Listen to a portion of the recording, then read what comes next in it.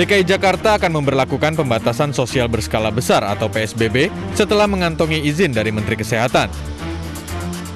PSBB diterapkan untuk memutus mata rantai penyebaran virus corona, resmi berlaku mulai Jumat 10 April mendatang.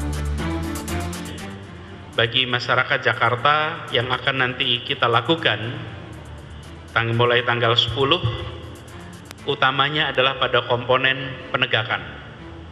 Karena akan disusun peraturan yang peraturan ini memiliki kekuatan mengikat kepada warga untuk mengikuti.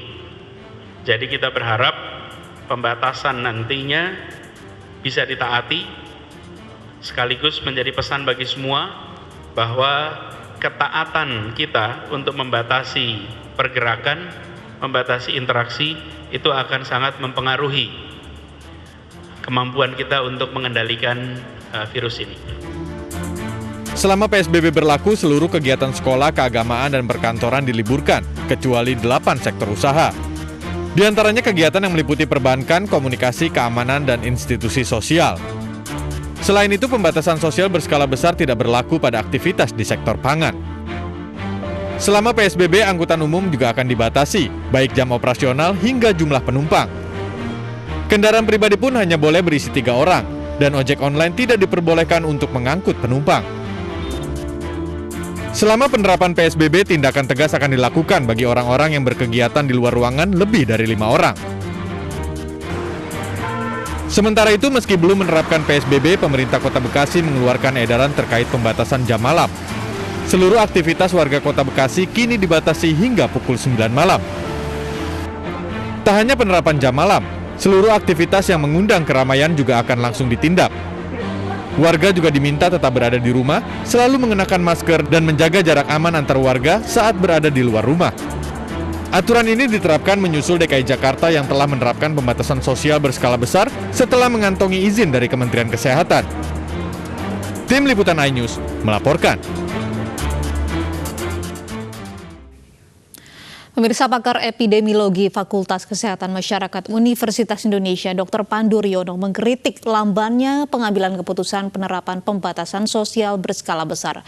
Berikut keterangan Dr. Pandu dalam dialog di iNews Sore Minggu 5 April bersama Anissa Dasuki.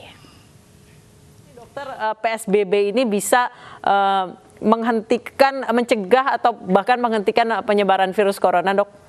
Ya, jadi pembatasan sosial ini memang itu adalah satu pilihan untuk mencegah penularan. Dan kalau itu dilaksanakan dengan baik dan benar, akurat, cepat, dan strategis, itu mampu menekan penularan. Jadi yang paling penting Undang-Undang Nomor 12 itu hanya bisa berlaku, tadi saya berbeda pendapat dengan Prof. siapa tadi, itu setelah Presiden mendeklarasi kedaruratan kesehatan masyarakat. Ini yang ditunggu-tunggu. Ketika Direktur WHO menulis surat ke Pak Presiden, sebenarnya yang diharapkan Presiden langsung mengumumkan kedaruratan kesehatan masyarakat. Sehingga pembatasan sosial berskala besar. Jangan sampai nanti salah tafsir, Pak. Undang-undang itu tidak berlaku tanpa PP. Itu nanti salah. Pak, iya. tolong dengarkan dulu. Iya. Dengarkan dulu, saya belum selesai ngomong. Iya. Baik, silakan Dr. Jadi, Pandu. PSBB itu bisa saja bersifat himbauan sampai pembatasan sosial berskala besar itu total. Kalau total itu benar-benar digerak, tidak ada mobilitas penduduk. Jadi spektrumnya itu dari himbauan, mulai menutup, mulai besar, melarang mudik, dan sebagainya, melarang pergerakan dari pelabuhan dan sebagainya. Itu PSBB. Itu yang harus dilakukan oleh pemerintah. Dan sebenarnya PMK yang dikeluarkan oleh Kemenkes itu, saya bilang cabut aja, nggak ada gunanya. Nggak ada gunanya. Kenapa nggak ada gunanya? Karena menyulitkan. Bagaimana gubernur, bupati harus minta izin. Padahal di dalam Undang-Undang Otonomi adalah gubernur dan pemerintah daerah itu mempunyai wewenang. Menteri dan lainnya hanya fungsinya pembinaan. Dan inilah yang menyebabkan kenapa Presiden yang harus mengambil alih respon pandemik ini dan bisa menginstruksikan bahwa pembatasan sosial berskala besar ini berlaku secara nasional. Baik. Selanjutnya diterapkan secara bertahap. Kan bisa rapat bertahap dengan semua gubernur. Tanpa harus lempar lagi tanggung jawab ke Menteri Kesehatan. Ini Pak siapa nih? Harus dievaluasi, harus memberikan data. Dokter. Walaupun itu cuma administratif, itu memberikan waktu luang yang sangat besar bagi virus untuk berpindah-pindah terus.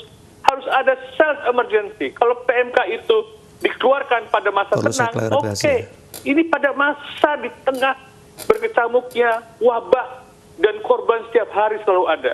Ini yang menurut saya berbeda urgensinya. Kita dalam tahap yang sangat gawat kedaruratan ini. Jadi kita harus menyederhanakan. Kalau saya jadi menteri, suruh merintahkan, saya buahnya buat SK, PSBB berlaku untuk nasional. Dah, karena sudah ada di semua wilayah. Yang punya data kan Kemenkes.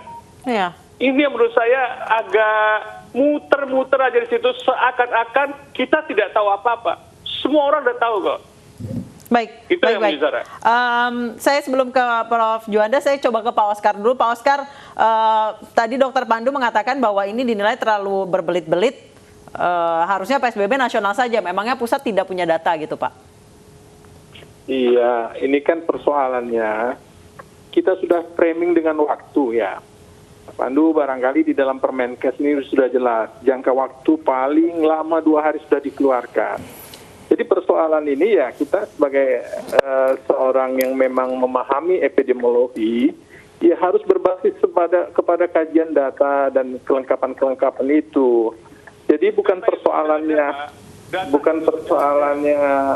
ya saya bicara dulu Pak Pandu. Jadi persoalannya bukan hanya persoalan birokratis. Di sini saya sudah katakan dari awal, kita responsif tapi tidak mengabaikan kaidah-kaidah, itu yang paling penting Bapak. Ya, itu Mbak.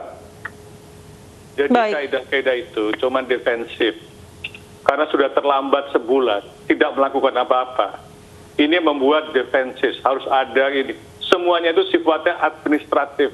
Menurut saya, sifat-sifat administratif itu dihilangkan saja. Karena Menteri Kesehatan sudah mengetahui dan input dari Dirjen, P2P dan sebagainya, bahwa penyebaran ini sudah meluas ke seluruh masyarakat, sehingga perlu diberlakukan PSBB berlaku nasional. Dah, detik. Nanti untuk evaluasinya, baru administratif itu jalan untuk kajian-kajian, bagaimana mencabutnya. Jadi jangan menunda-nunda. Karena kita berlomba dengan kecepatan penularan, Pak. Ya, silakan Pak Oscar. Pak Oscar? Ya, barangkali dalam kasus ini kita pernah melakukan penundaan. Semuanya sudah kita pahami. Himbauan pemerintah sebenarnya sudah bergerak dan dengan kecepatan yang sama, tetapi dengan PSBB ini kita lebih menstrukturkan semua peran, ya. Ada pengawas diketat, ada masalah-masalah yang memang harus ditegakkan agar masyarakat bisa mendisiplinkan diri. Nah, PSBB ini hadir. Jadi persoalan yang dikatakan terlambat itu tidak. Kami juga sudah bergerak dengan begitu cepatnya. Ada gugus tugas yang betul Baik. sektoral kita bersama-sama. Baik, Bapak-Bapak.